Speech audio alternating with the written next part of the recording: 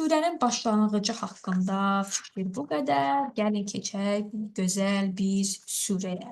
Ərəf sözü səd deməkdir. Səd surəsi Azərbaycan dilində səd deməkdir. Bunu bilirdiniz, Türkan bacı səd deməkdir. Yəni Ərəf sözünün mənasını.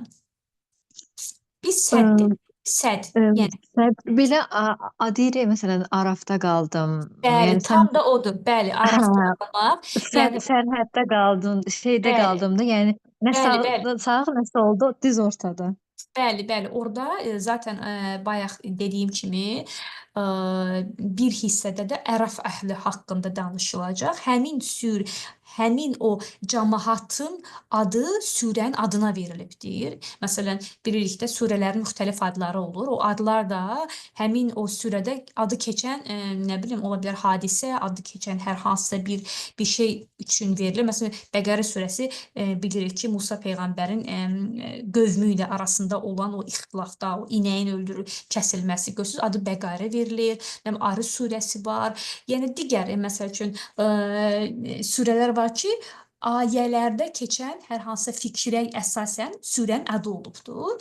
Yenə də bu surəyə baxanda Əraf kəlməsini incələyəndə görürük ki, surənin içində ərafda qalan adamlar olacaq qiyamətdə. Yəni nə onlar cənnətə girə biləcəklər, nə də cəhənnəmə girə biləcəklər. Yəni ortada qalmış müsəlmanlar olacaqlar ki, onlar müsəlman əməl əhli olublar, amma nə çox yaxşılıqları olub, nə çox pislikləri olub. Arafda qalıblar və onların adları surənin adına verilibdir. Araf deyilir, səd deməkdir. Və belə başlayır ki, Bismillahirrahmanirrahim, mərhəmətli və Allahın, böyük olan Allahın, gözəl olan Allahın adı ilə başlayaq. Deyir ki, bu deyir insanları qorxutmaq və möminlərə nəsihət vermək üçün sənə nazil olan bir kitabdır. Ona görə də qəlbin heç zaman narahat olmasın da. Biz Quranın dostlar digər surələrində baxanda, surə keçəndə hansı dəsti xətti görürük? Quranın qorxu dəsti xətti var. Bunu çox görəcəyik Qurani-Kərimdə. Yəni ibadət etməyənlərin nəyə görə ibadət etməməsi və yaxud da qorxunun nə qədər çox təkrarlandığını biz Qurani-Kərimdə müşahidə edirik. Və yenə də deyir ki, qorxutmaq və möminlərə öyüd nəsihət vermək üçün sənə nazil eləyən bir kitabdır. Yəni kitabımızın əsas mahiyyəti həm öyüd nəsihətlə birlikdə sən çəkindir, qorxudur da. Yəni qorxutmaq nə deməkdir? Səni öz əməlinlə qorxudur da. Yəni bunu etsən bunun şəkli şəmalı bu olacaq. Ehtiyatlı olmanı bizə tövsiyə edən bir kitabdır deyir.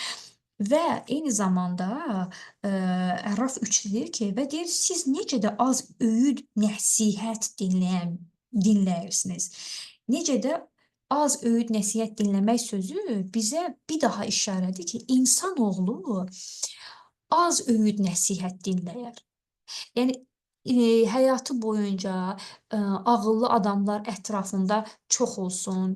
Nə bilim, Quran elə gündəlik misal vuraq. Quran hər birimizin evində var da, deyilmi? Yəni amma bizim nə qədərimiz gündəlik Qurana baxır, ondan nəsə öyrənməyə çalışırıq da. Yəni bizim real qiymətləndirsə, hətta Ramazanın içində bunu edənlərimiz çox azdır. Baxın, indi ümid edirəm ki, qızlar baxar, amma bizim qrupumuzun o interaktivliyi də buna sübutdur ki, nə qədərimiz ona belə könül vermək istəyirik. Yəni bu bir növ insanın bir növ fitrətindən də xəbər verir. Yəni fitrətlə biz tənbəlik də, yəni haqqa qəlb verməyə, qulaq açmağa insan o qədər də meyilli deyil, tənbəllik eləyir və deyir, nə qədər də az öyüd nəsihət dinləyirsiniz deyir.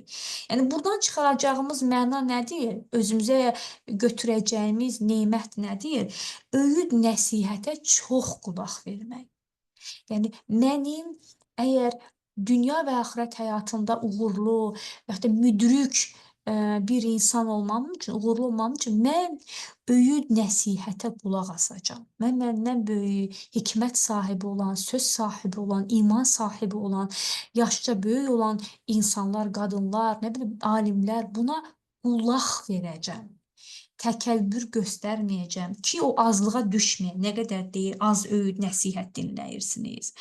Sonra deyir ki, Bu surədə əzab ayələri haqqında danışır ki, onlara deyir gecə-gündüz əzab gələr, yəni məhv olmuş xalqlar haqqında surənin bu səhifəsində danışılır və deyir ki, biz deyir elçi göndərilən ümməti və göndərilmiş elçiləri sorğu-suala tutacağıq. 6-da biz görürük ki, Mütəal Allah əslində peyğəmbərləri də sorğu-suala tutacaq. Yəni sorğu-sual görün nə qədər önəmli bir şeydir ki, hətta o peyğəmbərlərə də şamil olunacaq. Deyir ki, 6-da biz mütləq elçi göndərilən ümməti və göndərilmiş elçiləri sorğu-suala tutacağıq. Yəni bu çətinliyin, yəni o sorğu-sualda bilmirəm, nə qədər üzü ağ çıxarar. İnsan həqiqətən də bəzi ayələr var ki, onun üzərində düşünəndə bir canına xüsusi qorxu düşür, belə imanı artır, daha belə məsuliyyətli olur. O düşünürəm ki, o ayələrdən də biri bu ayədir. Yəni Ərəf 6-ya baxanda adam belə dayanır ki, peyğəmbər də sorğu-sual olunacaq, mən də sorğu-sual olunacam. Əlbəttə onların sorğu-sualı başqa bir məqsədlə, başqa bir mükafatla olacaq. Bizim sorğu-sualımız da təbii ki, başqa bir məqsəd və təbii ki, başqa bir mükafata səbəb olacaq. Amma nəticə etibarilə bizə Quran deyir ki, heç nəyə arxayın olma da, yəni peyğəmbər də sorğu-sual olunacaq. Ay insan. Sonra deyir ki, o gün əməllərin tərəzidə çəkilməsi bir həqiqətdir. Tərəzilərə ağır gələnlər və yüngül gələnlərdir. Yəni nicat tapanlar o şəxslər olacaq ki, əməl dəftəri ağırlıq təşkil eləyəcək. Ərəf 7 və 8, 9 bu haqda danışır ki, tərəzilərə də yüngül gələnlər isə ayələrimizə qarşı haqsızlıq etdiklərinə görə özlərini ziyana uğradarlar. Demək, burada ayəyə baxanda görürük ki, yüngül tərəzi hansı, yəni əməl dəftərində günahı çox olan adamların nə ediblər? Baxırıq və görürük ki, Mütəal Allah deyir ki, onlar deyir, ayələrimizə qarşı haqsızlıq etdiklərinə görə belə olubdur. Ayəyə qarşı haqsızlıq eləmək nədir? Ayəyə qarşı haqsızlıq eləmək, Ərəf 3-də dediyi kimi, az öyüd nəsihət alırsınız. Allahın bu boyda mesajı gündəlik bir-bir, yəni ayə-ayə, sürə-sürə mesajları var da müxtəlif mövzularda və onların azına əməl edirsiniz, namazları qılmırsınız, içki içirsiniz, qohumluq əlaqələrini kəsirsiniz, namazları vaxtında qılmırsınız, yalan danışırsınız, çəkidə aldadırsınız, yalandan and içirsiniz, hicab geyinmirsiniz, oruclara və yaxud da niyyətlərinizə fikir vermirsiniz də, yəni mənəvi və əxlaqi qanunlardan söhbət gedir. Oğlum, mən dərsdən gəlsəm. Hə, və bunlar qapını bağlar və bunların səbəbini, yəni o əməl dəftərimizin yüngünlüyünü və ağırlığının səbəblərindən biri olaraq Ərəf 9 deyir ki, ayələrimizə qarşı haqsızlıq eləyiblər. Haqsız davranıblar. Bəzilərini qəbul ediblər, bəzilərini qəbul etməyiblər, bəzilərini boş şeydir deyiblər, bəzilərini öz istədikləri kimi, nə bilim, bir rəng qatıblar. Qısacası, yenə də ayəyə baxanda bizə mesaj odur ki, olduğu kimi qəbul elə. Kitabı oxu, olduğu kimi qəbul elə. Sonra demək Ərəf 12-dən 22-yə qədər olan mövzuları ələ alırıq. Burada da iblisin Allah-u Teala ilə olan söhbətlərinə şahid oluruq dostlar. İblis qeyd edir ki, sən deyir, məni deyir yoldan çıxartdın. Yəni Adəmi yaratdın, ona olan ən böyük əmrlərdən biri səcdə et idi. O da etmir. Və deyir ki, o torpaqdan məni oddan yaratmısan, mən sənə səcdə etməyəcəm və buna görə də Allahın qəzəbinə düçar olur və orada bir söz verir iblis ki, sən deyir, onların çoxunu yoldan çıxan görəcəksən deyir və izin istəyir Allahdan. Deyir, mənə izin ver. Və deyir ki, onların əksəriyyətini şükr edən görməyəcəksən dostlar. Bax, burada bu açar kəlmə var da. Məsələn, mənim Qurani Kərimin dəsti xəttini sevdiyim nüanslardan da biri açar kəlmələrdir. Yəqin ki, bunu bir neçə dəfə danışmışıq artıq. Sıralamalardır. O belə sanki bilirsiniz nəyə bənzər? O ayələrin, sözlərin içində belə parıldayan kimi belə fikirlər olur, belə açar sözlər olur ki, mən onları çox sevirəm. Və həqiqətən də şəxsən mənim məsələn imanımın, ım, Hərinci. hə, qız mənim get, qapını bağla get. Həs. Qızım Nə qapını bağ, oldu? yox mənim deyil, qapını bağla get. Hə. Qapını bağla. İmanımızın artmasına ən azı mən özümü deyərəm. Səbəb olan belə o balaca sözlərdən biri də bu açar sözlərdir ki, baxın burada deyir ki, onları da şükr edən görməyəcəksən deyir. Sən onların əksəriyyətini şükr edən görməyəcəksən. Öncə nə deyir? Onları yolundan çıxaracağam. Sonra deyir ki, şükr edən görməyəcəksən deyir. Yəni baxanda bizə ayə məlumat verir ki, insanın Allahın yolundan çıxmasına vəsilə olan fikirlərdən, əməllərdən də biri bilirsin nədir? Az şükr etməsidir. Çünki gündəlik bizim yaşantımız səhərdən düz gecəyə qədər, yeməmizdən içməmizə qədər, rahat çimməmizdən, rahat ayaq yolu istifadə etməmizə qədər, övladımızı hər gün görməmizə qədər, görməmizin özünün olduğuna qədər, yaxınlarımızın, doğmalarımızın yanımızda olmasından tutmuş da imanımızın qəlbində, ibadətimizin həyatında, orqanlarımızın yerində olmasına qədər, yəni nə qədər böyük şükürlərimiz var və çox azımız, yəni bu gündəlik rutin halında etdiyimiz, görməzdən gəldiyimiz, amma həyatımızın olmazsa olmazı olan bu praktik nemətləri nə qədər şükrünü veririk? Nə qədərimiz hər dəfə ayaq yolundan çıxanda və yaxud da bu binanın isti, soyuq suyunun özü bir şükrə səbəb olan nemətdir də. Yəni 100 il bundan öncəyə baxanda insanlarımız çimməkdən ötrü, nə bilim, hamamlara gedirdilər, xüsusi belə seremoniya təşkil edirdilər. Onu gətir, bunu götür, ocaq qala, paltarları. Yəni bu özü bir əziyyət idi. Suyun isidilməsi, boşadılması, oranın təmizlənməsi, yəni adam indi düşünəndə mənə çox böyük bir şey kimi gəlir, hətta zülm gəlir. Düzdür, o insanlar onlara öyrəşmişdilər. Amma bugünün insanının yaşadığını 200 il bundan öncə yaşayan insanlar böyük bir nemət olaraq görərdilər. Əgər onlara desəydik ki, sizdən sonra 100 il sonra sizin nəvələriniz belə bir nemətlə yaşayacaqlar ki, onların yaşadıkları evdə 3-4 dənə sanuzi olacaq və bir toxunuşla istədikləri zaman qüsul alıb, istədikləri zaman dəstəmaz alacaqlar. Çöldə qarın tufanı, soyuğunu hiss etməsən, qışın ortasında evdə qısa qol köynəkdə gəzib dəstəmaz ala biləcək, isti su ilə dəstəmaz ala biləcək, üşümədən yerindən durub səhər namaz qıla biləcək nemətlə yaşayacaqdılar deyilsəydi, onlar nə deyərdilər? Onlar necə də xoşbəxt insanlar olacaqlar deyəcəklər və necə də böyük bir nemətə rastlayacaq mənim nə bilim nəvələrim deyəcəklər. Hamısı elə deyəcəklər. Yəni biz həmin nemətin içində olduğumuz bir dövrdə, amma mən əminəm ki, bu nemətlərin hər gün şükrünü verən insanlar çoxdur. Yəni əminəm ki, o qədər çox deyilik. Yəni hər dəfə hamamdan çıxıb, ya Rabbi sənə çox şükür bu gün rahat belə ayaq yolunu icra elədim. Çünki ayaq yolunun da rahat icra olunması bağırsağından əziyyət çəkən insanlara görə böyük nemətdir. İsti su ilə əlimizi yumamız, yəni hər bir şeyimiz nemətdir və bunların şükrünün verilməməsi, hər gün bunlar haqqında az da olsa düşünülməməsi zaman içərisində yığılıb bizi Allahın yolundan çıxarıb şeytanın yoluna yavaş-yavaş salma səbəbi ola bilərik. Quranın Ərəf surəsinin demək 17, 16, 18 bizə belə göstərir. Yolda tabelə kimi ki, bax, şükür az edərsən, şeytan sənə söz verib. Allaha söz verib ki, sən onların çoxunu yoldan çıxan görəcəksən və səbəb budur ki, onların çoxunu şükr etməyən görəcəksən.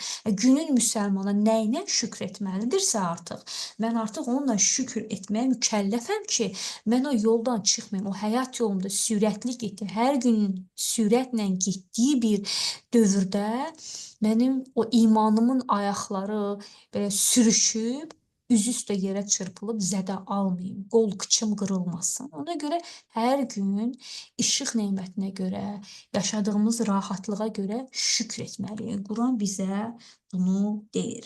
Daha sonra 20-də isə Orada yenə də bir açar bir sözə toxunur. Orada bir söz deyir ki, Rəbbiniz sizə bu ağacı yalnız ona görə qadağan etmişdir ki, siz mələk və ya cənnətdə əbədi qalanlardan olmayasınız. Baxın, şeytanın buradakı ımm, Adəm və Həvvaya yanaşdığı, sözdən söhbət gedir ki, belə dedi o da, belə vəsvəsə elədi. İndi şeytan kimdir? Savadlı bir yaradılmış bir varlıq olubdur da və onun seçdiyi, istifadə edəcəyi, onu yoldan çıxaracağı söz də nə ola bilər? Böyük ola bilər. O balaca bir sözdən istifadə eləyə bilməzdi ki, Quran deyir ki, o sizi görmədiyiniz yerdən görür. Baxın, istifadə etdiyi sözə bax, deyir, siz mələk və ya cənnətdə əbədi qalanlardan olmayasınız. 20-də deyir. Ayəyə baxanda sanki siz insan nə başa düşür?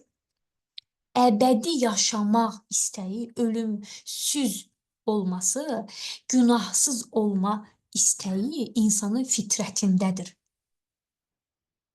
Ki, şeytan həmin o belə, o fitrətimizdə belə ən basqın hissimizlə ona yaxınlaşır, Adəmlə Həvvaya və onları onunla yoldan çıxarır. Deyir ki, Allah deyir, istəmir ki, deyir, siz orada deyir, əbədi qalasınız, mələk olasınız və bunları o hisslə cənnətdən çıxarır. Demək ki, insanın fitrətindədir əbədi yaşamaq, ölümsüz olmaq, günahsız olmaq istəyi. Bu bizim fitrətimizdə olan bir şeydir.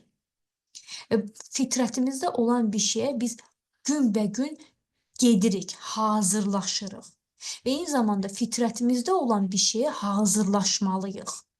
Əbədi, gözəl, günahsız yaşamağın yollarını da bizə Quran fərqli ayələrdən belə işıqlar kimi, brilliantlar kimi səpələyib Quranın içinə və oradan göstərib ki, bax, belə yaşasan, əbədi yaşayacaqsan. Belə etsən, mələk kimi cənnətdə bir həyatın olacaq da, yəni kimi.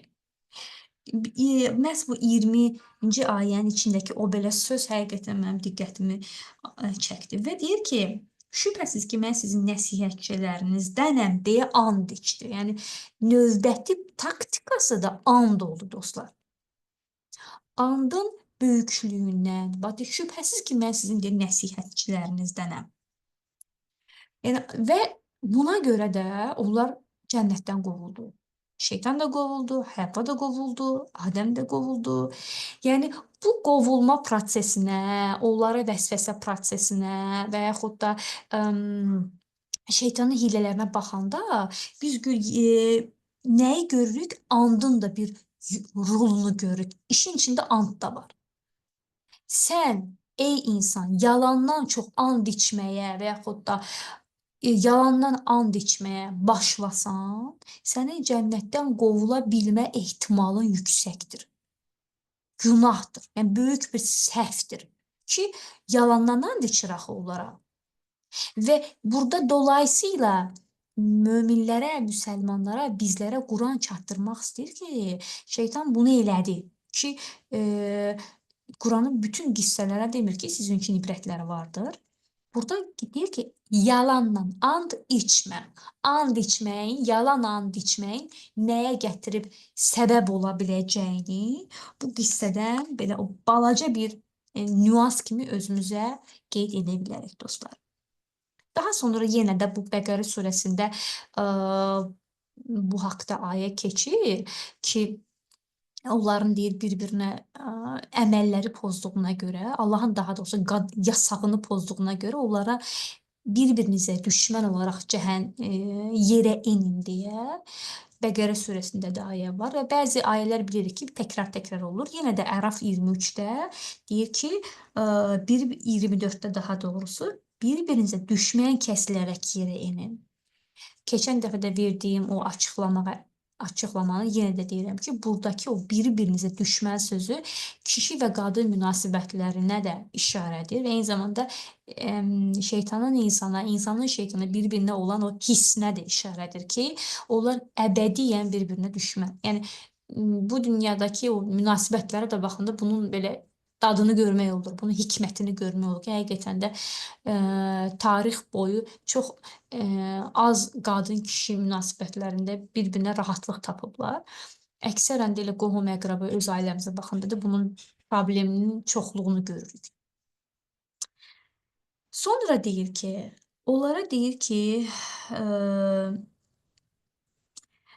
26-da deyir ki, ey Adəmoğulları, sizə deyir, ayıb yerlərinizi örtəcək libas, bərbəzək nazil elədik. Amma deyir, təqva libası daha xeyirlidir.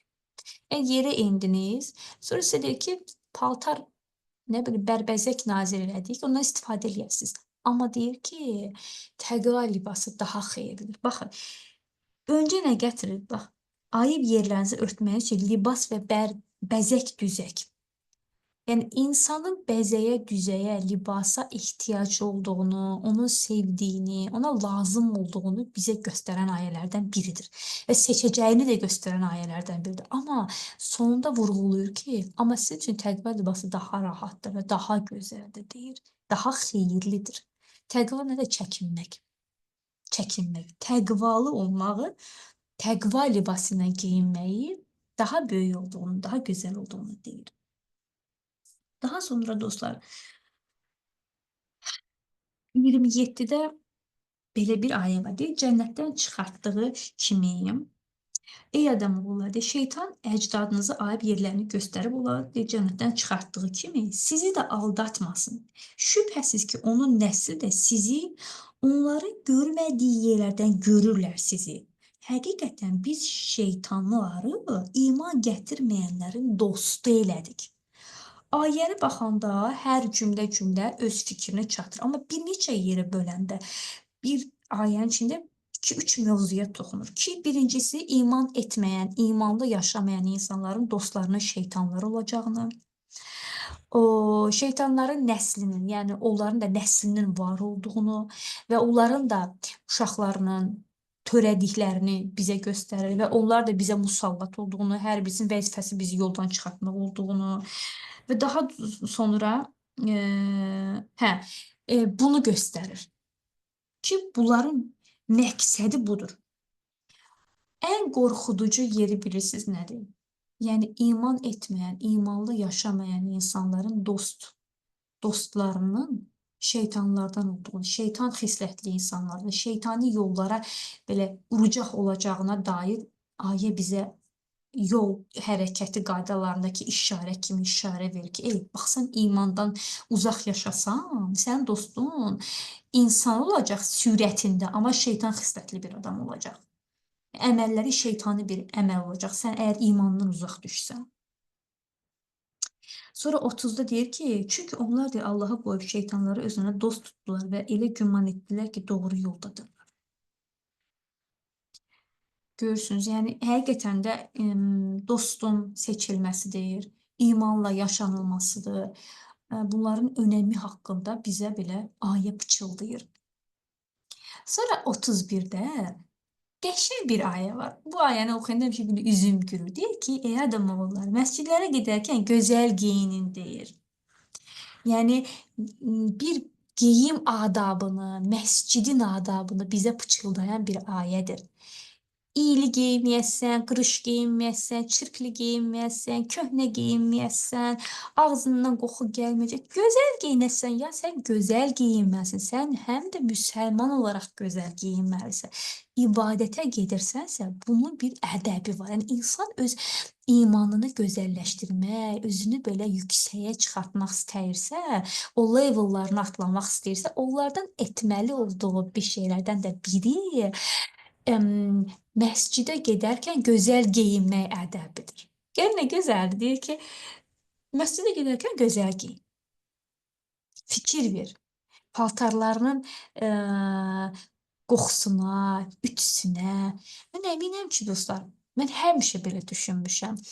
Bu iman yolculuğunda bizim göz ardı etdiyimiz, görmədiyimiz kiçicik əməllər var ki, onlar bizə böyük bir nemətlərin qazanmasına səbəb olarlar və eyni zamanda əks olaraq bu iman yolculuğunda kiçicik gündəlik gördüyümüz naqisliklər, səhvlər var ki, onlar bizi böyük nemətin, bizə böyük nemətlərin gəlməsinə mane olarlar. Qarşısına bir, nə bilim, sədd kimi çəkilərlər. O kiçicik şeylərdən biri də düşünürəm ki, bax bu 31-də deyilən bir ayədir ki, bir insan əgər buna özən göstərsə, hər cümə Allah rızası üçün Allahın məscidinə gedərkən, ya Allah deyir ki, gözəl geyin. Çünki gözəl geyinmək özü bir əziyyətdir də. Yəni sən ona bir nə göstər, efor sərf eləmək olursan, onu yumalı, nə bilim, dux eləməli, ütülənməli, seçməli, bir zaman xərcləyirsən də, bir düşüncə, bir əmək sərf eləyirsən. Bu əslində sənin özün üçün, yenə də bizim üzümüz üçün gözəl olan bir əməlin, əminəm ki, axirətdə və yaxud da bu həyatımız boyu qarşımıza çıxacaq fərqli bir situasiyalarda bizə böyük bir nemət kimi qayıdacaq. Onlardan da biri nədir? Məscidə gedərkən gözəl geyinəcəyik. Belə corabımızdan tutmuş üst yaylığımıza qədər, nə bilim, pencəyimizə qədər buna fikir verəcəyik. Daha sonra Gözəl Səhanə bacı.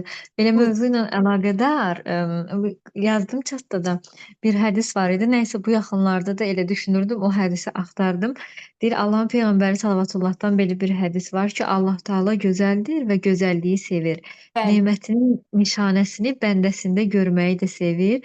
O yoxsulluğa və özünü yoxsul göstərməyə nifrət edir.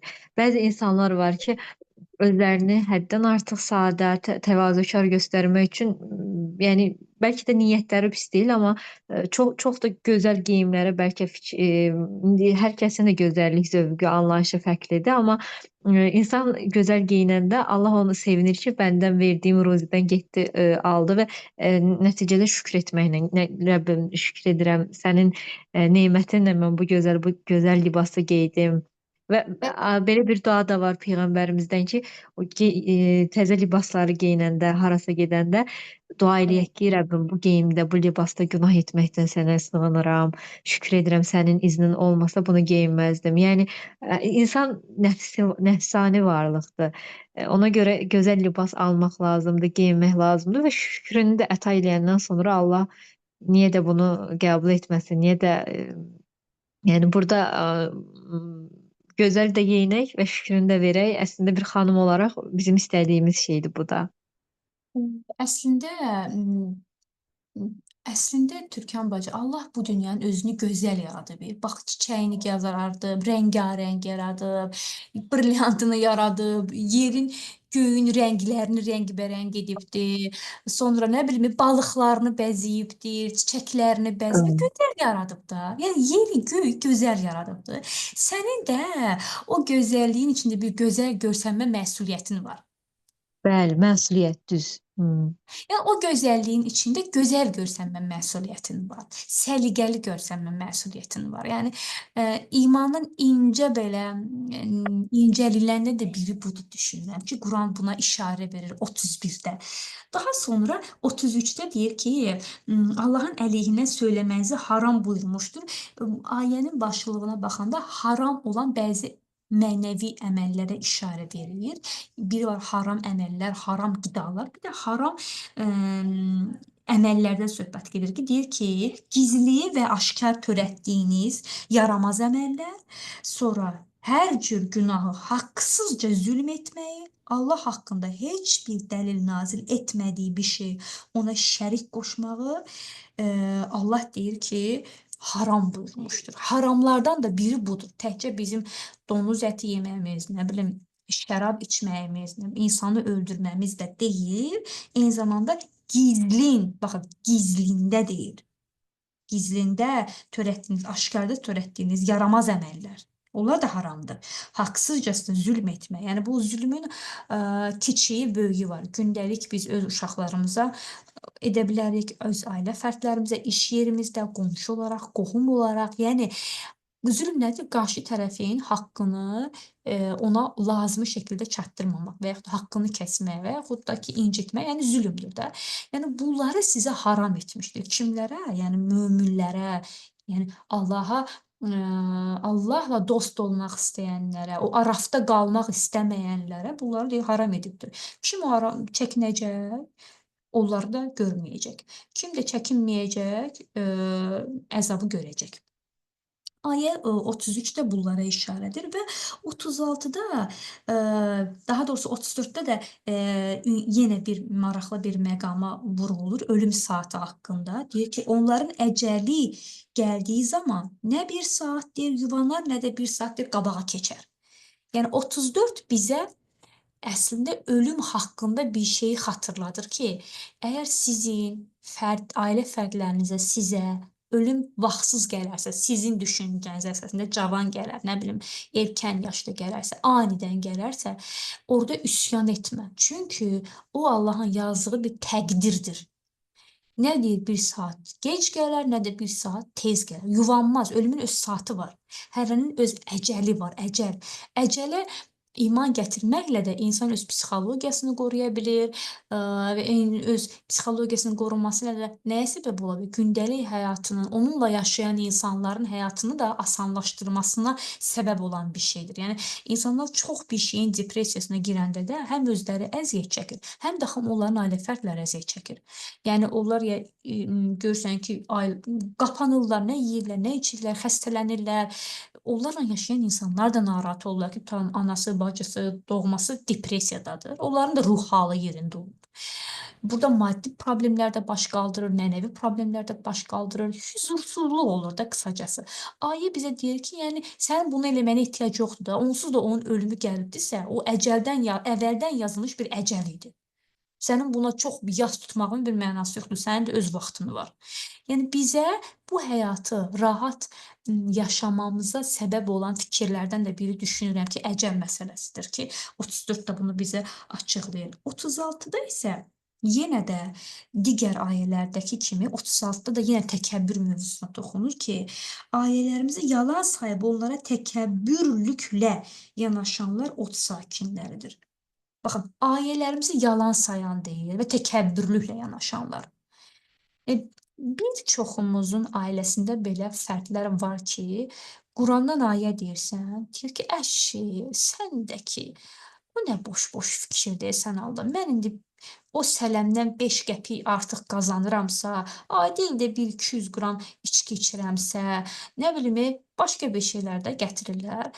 Bunda nə olacaq? Boş-boş fikirlər idi. O ərəb dünyasına aid olan bir şeydir. Biz müasir bir cəmiyyətdə yaşayırıq. Bu sözlər insanın cəhənnəminə səbəb olacaq bir yapı daşlarıdırlar. Bu sözlər bizlə Allahın arasına bir sədd çəkəcək bir sözlərdilər. Və sözün də anası təkəbbürdür. Çünki Quran deyir. Qurana baxanda görürük ki, həmin sözlərin anası təkəbbürdür. Yəni o insan o sözü deyirsə, altındakı yatan hiss kibirdir, təkəbbürdür. Qəbul etmir. Çünki kibirlənməsə onu qəbul edəcək.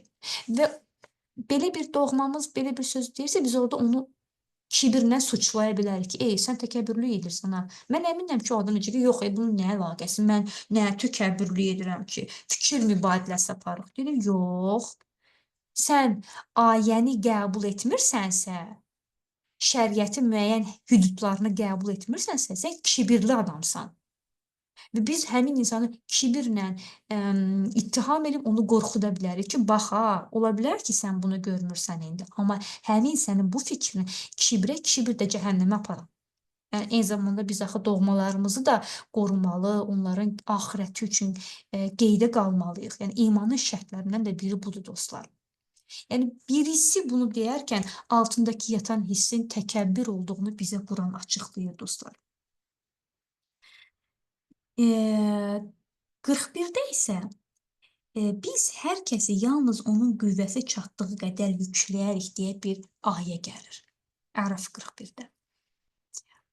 Bu ayə də yenə də bizə bu ölüm ayəsi kimi, o əcəl ayəsi kimi içimizdə qəribə rahatlıq verir ki, ey insan, başına gələn çətinliklərdə bir hikmət vardır. Sən onu qaldıra bilirsən deyə vardır. Birinin imtahanı yüngül, birinin imtahanı ağır deyildir. Bəli, o elə ağır yüngül görsənər, amma səni verilən, mənə verilən mənim zaten kapasitəmə görə verilir.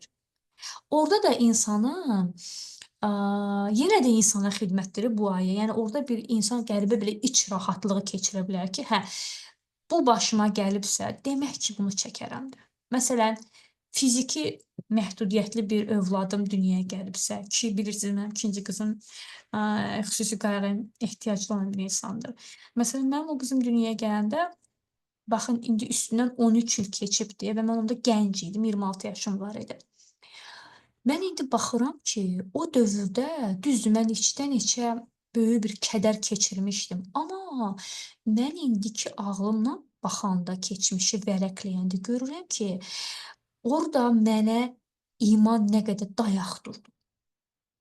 Orda mənə yazıq kimi baxmaq istəyənlərə belə qalxan kimi imanımı belə verirdim qabağa ki, bu demək ki, mənim gücümün nəyindədir? İçindədir ki, Allah veribdir. Qəribə formada dik durmama səbəb olmuşdu. İncinmədimmi, ağrısını çəkmədimmi? Deyə bilmərəm. Əlbəttə ki, illər boyu mən onun sızısını hiss eləmişəm. Amma o mənim həyatımı iflic eləmədi. Axı eyni zamanda mömin olaraq, insan olaraq bu həyatı da rahat yaşama bir nəyimiz nemətimiz olmalıdır. Psixi, emosional, əməli rahatlığımız da önəmlidir axı. Yəni o qanunlar da bunlara xidmət eləyir. Biz bəzilərini başa düşürük, bəzilərini başa düşmürük. O başa düşmədiklərimizdən də biri düşünürəm ki, budur ki, başımıza gələcək hər hansısa bir şeylərdə bu fikri belə çıraq tutub o qaranlığı aydınlatmamız bizə kömək ola bilər ki, vardır bunda bir hikmət. Mənim çəkə bilirəmsə demək, mənim başıma gəlsə demək ki, mənim çəkə biləcəyim bir yüktür. Yüktür. Daha sonra demək ki, 44-dən 51-ə qədər olan ayələrdə isə maraqlı yenə də ard-arda maraqlı gəlir ayələr. Deyir ki, 44-də deyir ki, hə, 44-də dostlar, deyir ki, cənnət əhli o sakinlərini səsləyib deyəcəklər. Biz Rəbbimizin bizə vəd etdiyinin doğru olduğunu gördük.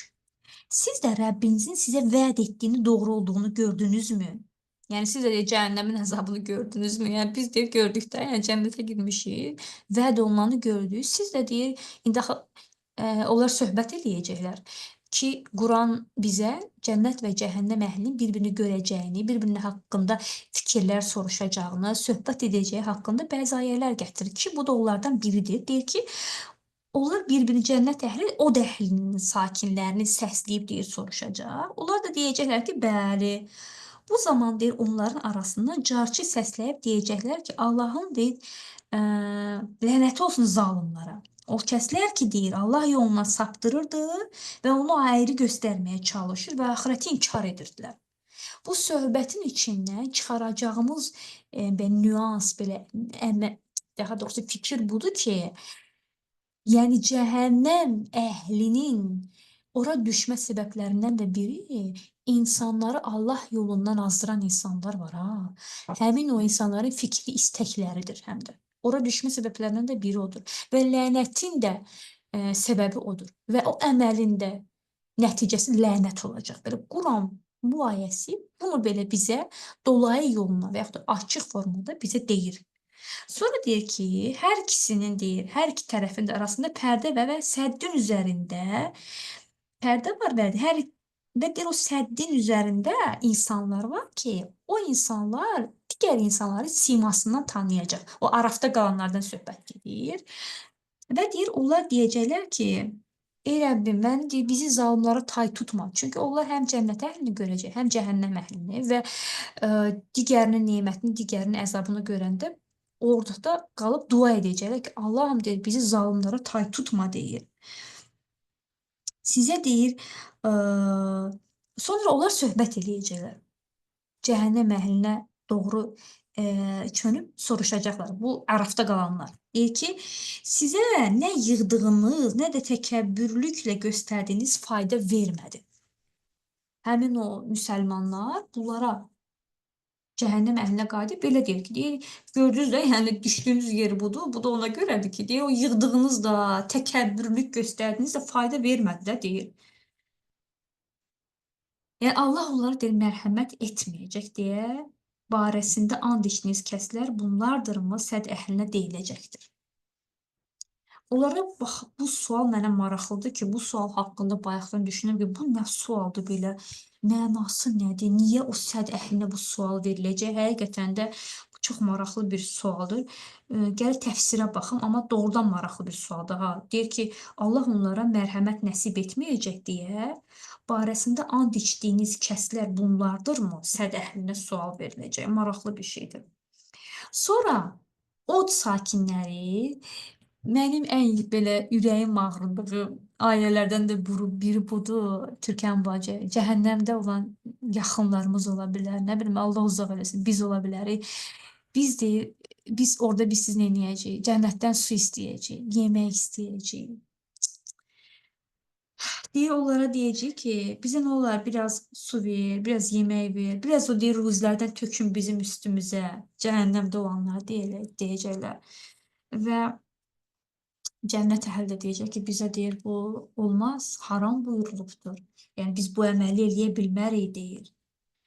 Və deyir o kəslər deyir kimləri ilə sonra ayə ardınca deyir ki, onlar deyir dünyanı nə etmişdilər? Dinlərini əyləncə, oyun etmişlər. Dünya həyatı onları aldatmışdı. Ard-arda gətirib. Bax, dinlərini əyləncə etmişdir. Bax, görürsünüz, birinci bənd budur. İkinci deyir ki, oyun etmişdilər və deyir ki, dünya həyatı onları aldatmışdı. Nəticədə dünya həyatının onları aldatmasını gətirir. Bir insanın öz imanını yandırması, öz imanına laqeyd yanaşması, namazlarına qılmaması, orucunu tutmaması, dilinə nəzarət etməməsi, yəni həyatını ancaq eyş-işrətlə məşğul olması, yəni bu dünyanın onu aldatmasına görədir. Və bu da onun cəhənnəmdə cənnət əhlindən su yemək istəməsinə səbəb olacaq bir hərəkət olacaq. Bəlkə də lağa qoyduğu bir mömin qohumu, qonşusu, başqa birisi olacaq orada. Onun o düşünürəm ki, yandırıb yaxan odu 2 qat olacaq ki, mən bugün Allah uzaq eləsin bir iman əhli olan bir qadının örtüsünü, gecə namazını, yaydakı orucunu lağa qoyuramsa, axirətdəki görəcəyim bir şey nə olacaq? Mən ona yalvaracağam ki, oradan biraz mənə üstümə su, biraz cənnət nemətlərindən bəlkə atasan, deyəcəm ki, 50 deyir. Allah uzaq eləsin. Həqiqətən, yəni insan düşünəndə həm belə qəribə qorxur, həm üzülür dostlar. Sonra dostlar, 55 deyir ki, baxın, Rəbbinizə acizanə, həm də gizlincə dua edin. Yəni burada Allahü Teala duanın ədəbini bizə göstərir. Bax deyir gizlincə, yəni qəlbinizdə. Və yaxud da gizlində oturmusunuz pıçı-pıçı ilə. Həm də gizlində dua edin. Şübhəsiz ki, o həddi aşanları sevməz. Yəni o, mən düşünürəm ki, bəzi insanlar var məsciddə və yaxud da bir yerdə əlini açırlar göyə, qışqıra-qışqıra, nə bilim, istəklərini deyirlər. Bunun özünü istəmir. Quranın işığına baxanda bunu görmürük. Bu bir ədəbdən kənar olan bir şeydir. Deyir ki, nə et? Acizanə, həm də gizlincə dua et, sakit. Sakit. Həm də bu ayı işıq tutanda bizə başqa bir şey də göstərir dostlar. O sükunətin, hamıdan gizlin bir şey etməyin, o kibarlığını da bizə öyrədən bir ayədir düşünürəm. Daha sonra növbəti ayələrdə demək, burada hansı qövmlə, hə, Nuh peyğəmbərin öz qövmü ilə olan münasibəti, onların söhbətlərinə toxunur. 158-ci səhifədə, 58-ci ayədən düz aşağı qədər olan ayələrdə. Burada maraqlı sözlərdən də biri bax budur. Deyir qövmünün, yəni Nuhun və ya Hud peyğəmbərin qövmünün kafir zərdəganları dedilər. Biz səni səfeh sayırıq və həqiqətən də səni yalançılardan hesab edirik. Səfeh saymalarının səbəbləri bilirsiniz nə idi? Zadəgan sözü bax gətirir Quran deyir ki, kafir zadəgan. Zadəganlar kimdir? Yəni o xüsusi zümrəyə sahib olan insanlarla, ya nə bilim şah nəslindən gəlir, ya varlı bir nəslə nəcabətə sahib olurlar və yəni də cəmiyyətin üst təbəqəsinə sahib olan insanlardan söhbət gedir də. Baxın, onların düşdüyü tələyinin təhlükəni bizə göstərir Quran. Bəzi insanlar var, deyirsən, heç bilirsən mən kimlərin nəslindənəm. Eşitmişik də belə sözlər, yəni mübahisə əsnasında və yaxud da heç mübahisə demirəm, gündəlik rastlaşdığımız məsələlərdən də biri budur. Gəlin qaynana, elə ailələrimizin içində olan problemi dedim. Gəlin qaynana münasibətlərində görürsən ki, belə şey ortaya çıxır. Tutaq ki,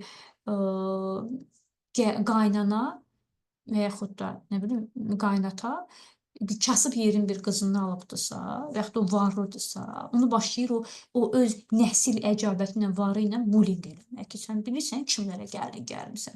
Və yaxud da gəlin əksinə deyir ki, siz bilirsiniz kimlərin qızından kimlərdən qız almısınız və yaxud da belə mübahisə nəticəsində deyir ki, sən bilirsən mən kimlərdənəm. Yəni bunun təhlükə içərdiyini Quranın bu ayəsi, yəni və yaxud da bu surəsi bizə belə yavaş-yavaş pıçıldayır ki, bu təhlükəli bir şeydir əslində. Bu təhlükəli bir şeydir. Yəni belə. Daha sonra dostlar, Quranın 79-cu ayəsində isə deyir ki, siz nəsihət verənləri sevmirsiniz. İnsanın sevdiyi və sevmədiyi şeylər haqqında Quranda müxtəlif ayələr var. Biri də gətirir. Sevmədiyimiz şeylərdən birini də Ərəf surəsi bizə açıqlayır ki, o da sizin nəsihəti sevməməyinizdir. Siz də nəsihət sevmirsiniz. Ərəfin başlanğında nə dedi dostlar? Xatırlayaq, haradaydı? Ərəf 3-də. Deyir ki, necə də az öyüd nəsihət alırsınız, dinləyirsiniz. Ərəf 3-də idi. Amma Ərəf 79-da bunu yeni təkrar edir. Deyir ki, siz nəsihət verənləri sevmirsiniz. Niyə görə almırıq, nəsihət dinləmirik? Ərəf 3-ü açıqlayır əslində 79. Ona görə ki, sevmirsiniz. Sevmirsiniz. Yəni, niyə sevmirik? Çünki ona görə sevmirik ki, dostlar, bizə deyiləcək nəsihətdə bizim çəkinməli olduğumuz nələrsə var. Bizi xoş gələn, etdiyimiz, dadı damağımızda qalan nələrsə var. Və biz onu ona görə tərk eləmirik ki, təqvalı deyilik. Ona görə çəkinə bilmirik ki, biz Allaha yaxın deyilik. Sevməmə səbəbimizdən də biri nəsihəti qəbul etməmə və sevməmə səbəbimizdən də biri bizim yaxşılara və Allaha, ağla, qəlbə yaxın olmamağımızı göstərir. Dolayısıyla deyir ki, sən qəlbinə Allaha, ilahi qanunlara, dəyərlərə, mənəvi gözəlliklərə yaxın deyilsin. Təqva libasın yoxdur sənin və yaxud da zəifdir, azdır. Çox olanda düşünürəm ki, sevməmiz də çox olacaq. Daha sonra 81-də isə daha belə təhlükəli bir şeyə istinadən Quran deyir ki, siz qadınları qoyub deyir, kişilərə yaxınlaşırsınız, deyir, böyük günahlar sırasında gətirir ki, Qurana baxanda demək ki, bunun tarixin bir çox səhifəsində olduğunu biz görürük ki, bugün kifayət qədər artıq belə şeylərin çoxaldığını biz sosial mediadan, TikTokdan görürük. Həqiqətən də siz həddi aşmış adamlarsınız. Həddi aşmış adamlarsınız. Yəni, mən keçənlərdə bir video izlədim. Belə üzüldüm. Demək ki, bir cinsini dəyişmiş oğlan da Azərbaycanlıdır. Danışır ki, mən evdə oynayırdım. Qonşu deyir, balkonlar deyəsən bunlar yaxın olubdu bir-birinə. Mən sadəcə o oğlanın o fikrini və diqqətlə dinlədim. Deyir, orada 4 dənə kişi var idi, ustalar var idi. Evi təmir edən ustalar var idi. Deyir, onlar bildilər ki, mən necə bir adamam. Deyir, Üçü deyir yaxınlaşdı, gəldi məndən nömrə aldı. Və üçü də ayrı-ayrılıqda nömrəni aldı və üçü də ayrı-ayrılıqda mənə tapşırdı ki, dost, yəni onlar bilməsinlər də. Onlardan deyir cəmi biri yaxınlaşmadı mənə. Mən orada belə həqiqətən üzüldüm ki, o 4 dənə kişidən cəmi biri salamat qalıbdır. Yaxşı, nədir bunun göstəricisidir? Onlardan biridir ki, o 4 şəxsin valideynləri çox böyük ehtimal mənəvi immunitet verməyiblər uşaqlarına. Bu haqda düşünməyiblər. Allahın yasaqlarını uşaqlarının qəlbinə möhürləməyiblər. Vicdan, ədəb, ərkan, yəni mənəvi haqlar və şəriəti tanıtmayıblar.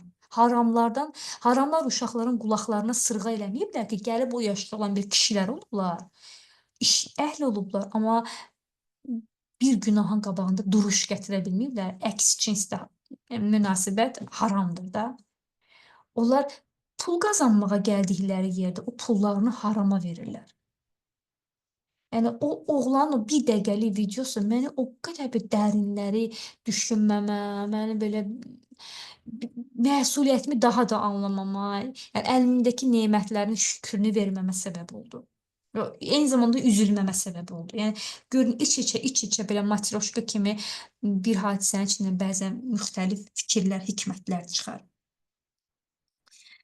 Onlardan da biri demək ki, nədir? Biz uşaqlarımıza, böyütdüyümüz uşaqlara Allahın yasaqlarını olduğu kimi çatdırmalıyıq. Dərsdəyəm.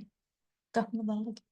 Yox, dərsdəyəm qızım, qapını bağla get. Şuturmuza telefon. Məndə deyil də, qapını bağla çıx. Baxa bilərəm, mən deyim ana. Mən dərsdəyəm ki mən. Yox, Məhəmmədə niyə qoyursun? qapını bağla çıx, dərsdəyəm mən. Məhəmmədə qoyursan, mənə yox. Hə, demək, daha sonra 85-də isə ölçüyə, çəkiyə tam riayət etməyimizi, insanların əşyalarını əksik verməməyimizi və yer üzünü islah olduqdan sonra ora fəsad verməməyimiz haqqında bizə əmr verir 85-də. Baxın, ölçü haqqında Qurani-Kərimdə müxtəlif ayətlər var ki, düşünürəm ki, bazarda işləyən insanların bir çoxu buna əməl etmir. Ölçü. Bax, deyir ki, ölçüyə, çəkiyə təmir heyət edin və birinin də əşyasını alanda əksik verməyin, deyir.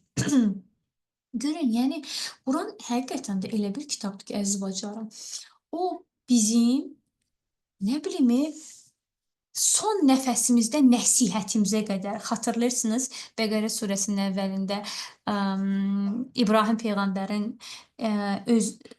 İbrahim Peyğəmbərdir, səhv etmirəmsə, vəsiyyətini vurğulayırdı ki, məndən sonra İslama tutunun. Yəni, burada nədir? Yəni, sən vəsiyyətini belə götür-qoy edəcəksən, düşünəcəksən.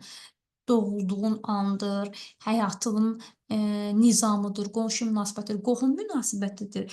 Yəni, hamısını içində belə bizə konstitusiya kimi yığıb da Quran. Biri də deyir ki, birindən nəsə alanda onu deyir tam verin. Birinin əşyasını tam verin. Yəni, bu imanın bir bəndidir dostlar. Yəni, çox önəmli bir şeydir. El arasında belə bir söz var, yəni bu kişilərin arasında çoxdur ki, nəyin sal deyir ki, üzr istəyirəm, fırlatdım bunu sənə, vermirəm. Zarafat edirlər bir-birlərinə. Çox vaxtda bu qarşı tərəf bəzən münasibətlərə görə heç nə demirlər, zarafata salırlar, amma çox adam bundan da incinir. Çünki nəyisə gedir də əldən və biz başa düşməliyik ki, bu doğru bir şey deyil. Biz onsuz da bir çoxumuz başa düşürük doğrudur, amma bəzimiz bunu zarafata salarıq. Çox üzr istəyirəm.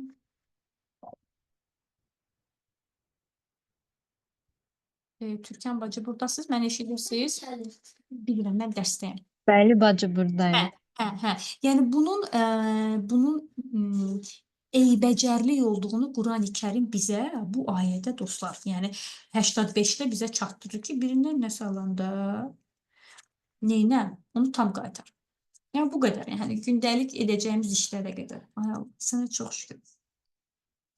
Sonra 95-də deyir ki, dostlar, pisliyi yaxşılıqla əvəz etdik. Ay, yox, bu başqa bir mövzuydu. Bu başqa bir mövzuydu. Üzrlü bilin. Hə, 2 dəqiqə. Hə. bir mövzuları yazmışam ki, dua, 126-da bilirsiniz hansı ayələri yazmışam? Onlar ki, bizim gündəlik həyatımıza daha belə tez-tez çıxır və yaxud da imanımızı daha artırmamıza maraqlı olan mövzuları belə altından xəttlər çəkirəm ki, hamısını biz oxuya bilmərik. Axı burada zaman şeyi də var, yəni qısıtlılığı da var. Ona görə belə işarələdiyimi axtarıram ki, harda işarələmişdim. 26-da Allah Teala bizə duanı öyrədir. Yəni bir çox yerdə duanın necə edilməsinə dair ayələrimiz var da, deyilmi? Bax deyir. Dua deyir ki, ey Rəbbimiz, bizə çoxlu səbir ver və bizi müsəlman olaraq öldür. Ayənin, duanın özünü belə açanda görürük ki, müsəlman olaraq ölmək üçün bizim səbirli olmamız lazımdır və çox səbirli olmamız lazımdır. Və bunu dua şəklində həyatımızı tətbiq etməyimiz lazımdır. Allahım, mənə səbir ver, məni müsəlman kimi öldür. Niyə? Mömin kimi, müsəlman kimi ölmək çətindir və ora çoxlu səbir tələb olunur. Ona görə çoxlu səbir tələb olunur ki, günün müsəlmanını, məsələn, mənim yaşda olan qadın, sizin yaşda olan bir bacının yoldan çıxaran sosial mediası var, qohumu var, dostu var, mənim nəfsim var, bərbəzək hissim var, mənim şeytanın mənə yaxından, sağdan, soldan vəsvəsəsi var. Və bunların hamısı üçün də mənim səbirli olub oradan üzü ağ çıxmağım lazımdır. Və ki, sonda müsəlman olaraq ölüm. Və sonda müsəlman olaraq ölməyim üçün mənə bolluca səbir lazımdır. Və bunu Allah Teala dua şəklində bizə məsləhət verir ki, siz bunu duanıza salın. Allahım, mənə bolluca səbir ver, məni müsəlman olaraq öldür.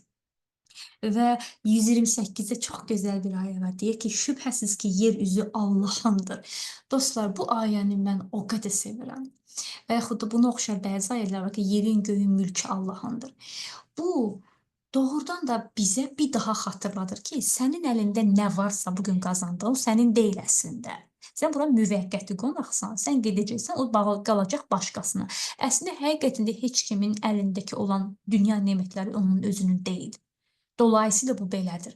Yəni sən ona görə başqasına mənəvi əzab verməyəsən, qəsb eləməyəcəksən və yaxud da rahatlıqla verəcəksən. Onu Allahın mülkü kimi görəndə əlimizdəkini, pulumuz ola bilər, evimiz ola bilər.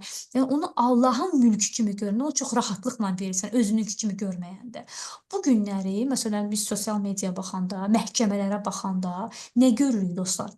2 kvadrat, 20 kvadrat metrin üstündə 5-6 nəfər yekə adamlar bir-birlərinə belə ən ağır ittihamları deyirlər, bir-birinin qəlbini qırırlar, hətta bir-birinə bir bıçaq çəkirlər, öldürürlər.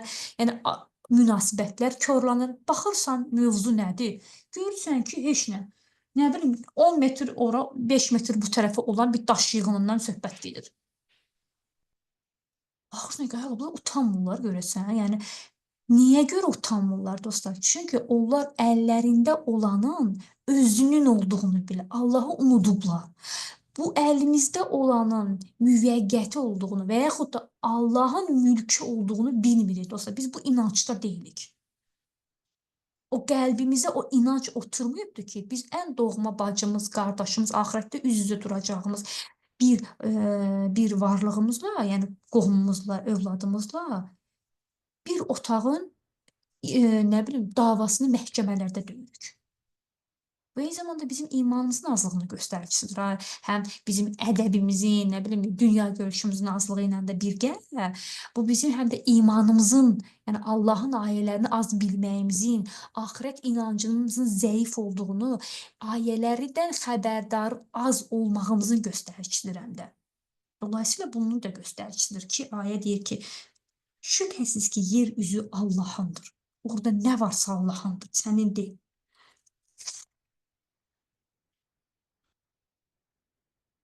Daha sonra dostlar, baxın yenə də təkəbbürlük haqqında 46-da 146-da deyir ki, haqsız olaraq yer üzündə təkəbbürlük göstərənləri ayələrimizdən uzaqlaşdıracağam. Ayə bizə net deyir ki, sən kibirli yaşamağa davam eləsən, kibrinlə başqasının əməlini aşağı görsən, kibrinlə başqasını özündən aşağı görsən, kibrinlə Allahın ayələrinə üz çöndərsən, kibrinlə ümumiyyətlə, yəni yaşantına Allahı dəvət etməsən və kibirli yanaşsan, sənin bu hissinə görə neyniyəcəm? Məni səndən alacam.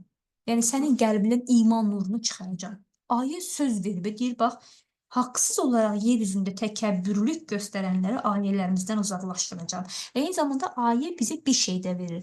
Bir şeyinə xəbərli, darlıq, bizə bir şey də göstərir ki, haqsız sözünü istifadə edir burada. Amma yəni haqlı kibir də göstərə bilər ya dostlar. Elə situasiya ola bilər ki, orada kibirli davranmalısan. Elə yer var ki, həqiqətən orada kibirli olmalısan. Qapını bağla Məhəmməd.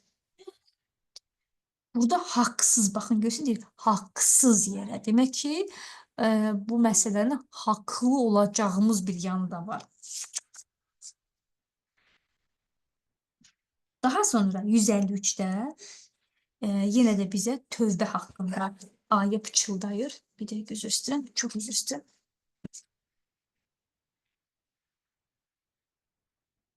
Tövbə haqqında deyir ki, yaramaz işlər görüb sonra bunun ardında tövbə edib iman gətirənlərə gəlincə, şübhəsiz ki, Rəbbin bundan sonra bağışlayandır. Yenə də dostlar, tövbə haqqında biz danışdığımız dərslərdə və yaxud da digər ayələrə baxanda görürük ki, tövbədə bilirsiniz nə var? Tövbədə bizim üçün hansı nemət var? Məsələn, mənim üçün o nemət var ki, mənə deyir ki, sənin gözün başqasının eybində olmasın. Başqası ola bilər, zina edə bilər, nə bilim, içki içə bilər. Başqa da, yəni ağlımıza, fikrimizə, qəlbimizə gələn hər bir şey edə bilər. Düzdür, edə bilər. Düzdür, səhvdir. Amma sənin etməli olduğun şey ona yuxarıdan aşağı baxıb onu cəhənnəmli etiketləməməkdir. Çünki ola bilər ki, tövbə edə bilər. Ola bilər ki, tövbə edə bilər. Yəni başqasına eyni zamanda rəhimli yanaşmamamıza da səbəb olan bir şeydir. Yəni biz orada rəhmani yanaşıb deyəcək ki, ola bilər ki, 5 ildən sonra elə bir yerdə olsun ki, heç mən oraya gedib çatmadım. Yəni bu düşüncə sistemini də düzəltməmizi bizə göstərən ayələrdən biri də düşünürəm ki. 156-da yenə də bizə dua etməyin ədəbinin, duanı necə edə biləcəyimizi göstərən bir ayə var. Deyir ki, bizim üçün bu dünyada da yaxşılıq yaz, axirətdə də. Həqiqətən biz sənə üz tutduq və budur, bura qədərdir. Bax, deyir ki, bizim üçün bu dünyada da yaxşılıq yaz, axirətdə də. Edəcəyimiz dua növlərindən də birini gətirir. Araf surəsi. Allahım bizim üçün bu dünyada da yaxşılıq yaz, axirətdə də. Yaxşı bir şey qabağımıza çıxar bu dünyada, hə dostlar? Yaxşı dost çıxar, yaxşı ruzi çıxar, amma axirətdə çıxmaz da, deyilmi? Amin. Axirətdə o əlimizdən alına bilər. Hər hansısa bir pis əməllərimizin və yaxud da ki, hər hansısa bir etmədiyimizin, qeybətini etdiyimiz bir işin səbəbi olaraq əlimizdən alırlar. Deyilmi? Ayəyə bax, deyir ki, o dünyada da yaxşılıq yaz, bu dünyada da. Allah bizə həm bu dünyada, həm ötəki dünyada yaxşılıq nəsib etsin, dostlar. Sonra 169 deyir ki, axirət yurdu müttəqilər üçün daha xeyirlidir. Məgər anlamırsınız? Yəni, bizim anlamalı olduğumuz məsələlərdən də biri axirət yurdunun daha xeyirli olduğunu. Müttəqi kimdir? Müttəqilər. Eyni zamanda buradan bu çıxır ki, bunu başa düşən şəxslər müttəqi şəxslərdirlər. Buradan da bu çıxır, dostlar. Yəni, bunu anlamamız üçün gələ müttəqi olaq, nə deyim? Sonra 175-də yenə bir maraqlı bir ayə var. Deyir ki, demək, deyir ki, o ayələrdən kənara çıxdı. Yəni, insanlar birisi o ayələrdən kənara çıxdı. Şeytanın təqibinə məruz qaldı, axırda da azmışlardan oldu. Sonra bunun səbəbini 76 belə gətirir ki, o dünyaya meyil saldı və öz istəyinə uydu. Dostlar, bənd izah eləsək, burada görürük ki, demək ki, şeytan bizi təqib edir. Nəylə? Dünyaya meyil salmaqla və öz istəyimizi uymaqla. Ki, deyir ki, və o da həmin o istəyimiz, şeytanın o təqibi nə ilə ə, taçlanacaq? Bizim ayələrdən kənar çıxmağımızla. Yəni ayə ayələrin hökmü ilə yaşamamamızla olacaq. Və şeytanın təqibi budur. Bizi izləməsi. Təqib nədir? Bizi izləməsi. Çünki Quran təqib deyir. Deyir ki, şeytanın təqibinə məruz qaldı. Axırda da azdı deyir. Azmışlardan oldu. Yəni biz dünyaya meyl saldıqca, öz istəyimizə uyduqca, əslində biz şeytanın təqibinə məruz qalırıq. Həmin o bizim hissimiz, demək ki, bizim o içimizdəki hiss varsa, biz orada bir dayanıb fikirləşə bilərik ki, bu şeytanın təqibidir. Və bu sonda mənim nə olacaq? Azmışlardan olmama səbəb olacaq ki, 75 həmin bir məsələni bizə açıqlayır. Daha sonra bax, məsələn, Məhəmməd çıx da burada, mən dərsdəyəm axı.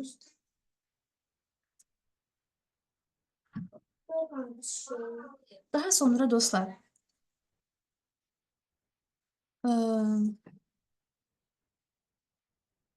üzüldü birim.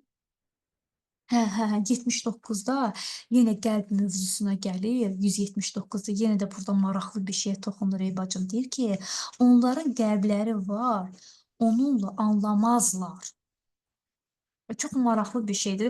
Ümumiyyətlə, Bəqərəyə də baxanda və digər surələrə baxanda biz qəlbin nə olduğunu görürük. Qəlbin əslində imanın yerləşdiyi yer, qəlbin insanın özünü tapdığı yer, özünü itirdiyi yer, Allahın olduğu yer. Yəni qəlbin insanın yurdunu olduğunu görürük. Yəni bunu belə izah eləyəndə qəlb böyük bir şeydir. Yəni çox böyük bir şey. Onu çirkləndirdikdə nəyə səbəb olduğunu, mənəvi korluğa səbəb olduğunu, nə bilim, Allah uzaq eləsin, cəhənnəmə səbəb olduğunu görürük ki, 79 bizə deyir ki, onların qəlbləri var, amma deyir onunla anlamazlar. Qəlblə necə anlaya bilərik dostlar? Yəni anlamaq dedikdə insan düşünməni düşünür də, yəni fikri, arqumentləri düşünür. Bir də bunun qəlb versiyası var ki, insan öz qəlbi ilə də anlaya bilər. Zehni ilə də anlaya bilər, analiz edərək. Bir də qəlbi ilə düşünərək də anlaya bilər dostlar. Qəlbimizin də örtməsinin nə səbəb olurdu Türkan bacı? Digər ayələrə baxanda küfür, qəbul etməmək, kibir. Qəlbin anlamamasına, üstünün örtülməsinə səbəbiyyət verən əməllərdən də biri nə idi? Ən böyük təkəbbür. Quranda səhv etmirəmsə Bəqərə ayəsində də deyir ki, Allah onların qəlbləri möhürlənib. Yəni kibirdən o qədər qəbul etməyiblər, təkəbbürlərinə qürurlarına sığışdırmayıblar haqqı və bir müddət hətta Allah demir, yəni onlar eşitmirlər. Eşidirlər, amma qəlb qulaqları eşitmir, qəlb gözləri görmür. Yəni onların eşitmədiyinə görə aldıqları cəza qəlblərinin möhürlənməsidir. Kibir göstərdiklərinə görə aldıqları cəza qəlb bağlanmalarıdır. Bir söz var, deyir əsas qəlbim təmiz olsun. Əslində bu doğru bir sözdür. Yəni çünki o elə bir yerdir ki, həqiqətən bizim o axirətimizin çözüldüyü bir yerdir. Mən dedim, qəlb insanın evidir dedim, tarlasıdır. Yəni çox önəmlidir. Yəni həqiqətən də, yəni iman, yəni bütün bu rituallar var ya bacıcan. Bütün bu münasibətlər, ibadə mövzular, bu Quranın özü, anlamamız, əziyyətimiz, sədəqəmiz, danışmağımız, susmağımız, hər bir şeyimiz bu qəlbimizi salamat formada axirətdə, yəni ora salamat çatdırmamızdır. Çünki bunun korlanması insanın içindən şeytana doğru gedilən bir yolun daha genişlənməsidir. Bunun təmizlənməsi isə, belə salamat qalması şeytanın ora girəcək qapılarının bağlanmasına səbəbdir. Ona görə də bizim bilməli olduğumuz bir çox məsələ var. Biri də qəlbimizin təmiz saxlanmasıdır. Dilimizi təmiz saxlayacaq, fikrimizi təmiz saxlayacaq ki, ora təmiz qalsın. Ən böyüklərindən də biri kibirdən uzaq yaşayacağıq. Tutan Quranın mənə məsləhəti, nəsihəti, o Araf surəsində nə çox az öyüd nəsihət alırsınız, sizlərdən nəsihəti sevməyənləriniz çoxdur dediyi bir fikirlər, həm də ona görədir ki, orada biz qəlbimizə buraxmırıq, yaxın buraxmırıq, kibir göstəririk də, kibir göstəririk. bir ayədə var, deyir ki, həmin gün insanın nə övladı, nə mal mülkü onun hesabını asanlaşdıracaq. Yalnız səlim qəlblə Allahın hüzuruna çıxan insanlardan başqa o səlim qəlb, Bəli. qəlbin səlim gedir səhv etmirəmsə ərəbcəsi, qalbun səlim, təmiz bir qəlblə. Düz deyirsiniz. İslamın əsas elə məqsədi, mərkəzi qəlbdir. Onun da açarı dildir. Qəlbin açarı dildir. Yəni biz Rəcəb ayında Allah sizdən razı olsun. Rəcəb o yolculuğumuzda İhya kitabında dilin o bəlalarını təkrar edəndə bunu bir daha şahid olduq ki, həqiqətən də o dilin hilələri o bizim qəlbimizə gedən o qapıların açarlarını, qıfıllarını necə açıb şeytanı və yaxud da pislikləri ora dəvət edə bilir də. O dilimizi saxlamaqla da qapımızın kilidi var əlimizdə. Qəlbimizin qapısı kilidi. Belə 189-da isə bitiririk dostlar. Artıq bir cüzümüzü bitirdik, əlhəmdülillah. Bu axırıncı ayələrdir. 9-cu cüzüdür. 189-da isə deyir ki, bu da belə şirin ayələrdən biridir. Ünsiyyət bağlayıb rahatlıq tapsın deyə ondan onun zövcəsini yaradan odur. Baxın, biz buna oxşar bir ayəmiz də var. Deyir ki, siz bir-birinizin libasısınız. Ər-arvad münasibətlərinə gətirən söylənilən fikirlərdən də biri, Quranın söylədiyi fikirlərdən də biri budur. Baxın, niyə? Libas nədir? Libas bizi soyuqdan qoruyar, istidən qoruyar, rahat edər, gözəl göstərər və yaxud da bizi çirkin göstərər, kompleksi salar. Yəni siz deyir, biri-birinizə necə hiss elətdirəcəksiniz? Bax, libas misalını ona gətirməklə bunu ən qəşəng formada belə izah edib də. Həqiqətən insan libası sevir axı və ehtiyaclıdır. İnsanlar libasın hər formasına ehtiyacımız var da. Demək ki, bizim həyat yoldaşımıza ehtiyacımız var və onu ən gözəl formada göstərməliyik. Necə ki, paltar bizi göstərir gözəl formada. Onu şux, təmiz, gözəl, göz oxşayan, onu eybini örtən, necə ki, bədənimizin eybini örtürür libasımızla, ona rahatlıq verir, bədənimizə rahatlıq verir. Eynən həyat yoldaşımıza da eyni strategiya tətbiq olunur. Və burada 189-da da deyir ki, ünsiyyət bağlayıb rahatlıq tapsın deyə ondan onun zövcəsini yaradan odur. Yəni burada bir növ kişiyə müraciət edir ki, ey kişi, sənin ünsiyyət bağlayıb rahatlıq tapdığın varlıq əslində sənin xanımın olmalıdır. Və sən ünsiyyəti elə qurmalısan ki, sən ona rahatlıq tapasan. O da səndən rahatlıq tapsın. Sizi tək bir candan xəlq edən, ünsiyyət bağlayıb rahatlıq tapsın deyə ondan onun zövcəsini yaradan odur. Bir-birimizdə, ünsiyyətimizdə rahatlıq tapmamız üçün bizim nəyimiz var?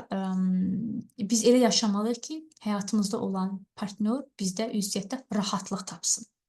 Qəlbi rahatlıq tapsın, emosional, fiziki, bioloji, narahatçılıq yox, rahatlıq. Bu da, yəni, mömin kişinin, mömin qadının etməli olan əməllərindən biridir, dostlar. Sonra 199-da deyir ki, sən bağışlanma yolunu tut, yaxşı iş görməyə əmr et və cahillərdən üz döndər. Görün, nə gözəl bir əmrdir, dostlar. Bağışlanma yolunu tut. Amma bugünün strategiyası bunu demir. Bugünün life coachları bunu demir. Səni bir dəfə incidəndən üz döndər deyir. Bir də qapısını açma. Narahat qohumlarla münasibəti kəs. Bunlar keçmişdə qaldı artıq. Mən bir neçəsinin elə fikrini oxumuşam Instagramda. Belə baxmışam, demişəm, ilahi, bunlar Allahın ayələrinə zid necə kəlmələr yaza bilirlər. Halbuki Allahın ayələri elə demir, ha. Deyir ki, bax, sən bağışlanma yolunu tut, yaxşı iş görməkdə əmr et və cahillərdən üz döndər. Demək ki, bunları eləyənlər cahillərdir. Cahil nədir? Bilməyən. Nəyi bilməyən? İlahi qanunları bilməyən, gözəllikləri bilməyən. Bunları bilənlər kimdir? Elm sahibləri, hikmət sahibləridir. Səni incidəni bağışlamağın, ona rəhm etməyin, sənin hikmətli və elm sahibi olmanın səbəbdir. Sonra 204-də deyir ki, Quran oxunduğu zaman onu dinləyin və onu susun ki, bəlkə rəhm olunsun sizə. Yenə də bizə ədəb kurallarını öyrədən bir ayədir, 204. Ey müsəlman, Quran eşidirsən, dayan. danışma. Yəni Quran oxunur. Quran oxunduğu zaman bizim susmağımız ayənin bizə vacib etdiyi bir əməldir, həm də bizim mənəvi olaraq inkişaf etməmizə səbəb olan bir əməldir ki, deyir ki, bəlkə sizə rəhm olsun. Rəhmə səbəb olan bir etiket qaydasıdır, mənəvi. Müsəlmanın, dindarın görüntüsündən də biri Quran oxunduğu yerdə səsini alçatması, dinləməsi, onun sözünü kəsməməsidir. Səhər axşam 205-də də deyir ki, səhər axşam ürəyinizdə yalvararaq və qorxaraq səsini qaldırmadan Rəbbini yad et və qafillərdən olma. Yenə də burada bizə o belə kübar bir görüntünü bizə yansıdacaq bir ayədir. Deyir ki, səsini qaldırmadan elə ürəyində yalvararaq və qorxaraq. Yalvarmağın da içində yüngül qorxu olacaq. O necə ki bir şirniyyatın içində, bir yeməyin içində dadı duzu olar, Türkan bacı. Nə bilim darçının dadı gələr, nə bilim limonun dadı gələr. Deyərsən, bunda bunun dadı var. Tümündə amma dadlı bir şey var da. Yəni o əməlin özündə də yüngül qorxu dadı var. Yüngül yalvarmaq var, yüngül belə şey var. Səsimizi aşağı etmək var. Tümündə isə nədir? Duadır. Yəni əməlin tümü duadır, amma duanın içindəki dadlar budur. İçində biraz qorxu olacaq, biraz ümid olacaq, biraz səsini aşağı edəcəksən, gecə-gündüz Allahdan kömək istəyəcəksən. Rəbbini yad edəcək ki, qafil nədir? Və sonu deyir ki, qafil olma da. Qafil olma, uzaq düşmə. Belə dostlar, Araf surəsini bitirdik. Düşünürəm ki, çox maraqlı və lazımlı olan bir surədən biridir dostlar. Mən elə hiss elədim. Əminəm ki, siz də elə hiss edirsiniz. Necə düşünürsünüz Türkan bacı? Maraqlı gəldimi ümumiyyətlə ayələr sizə?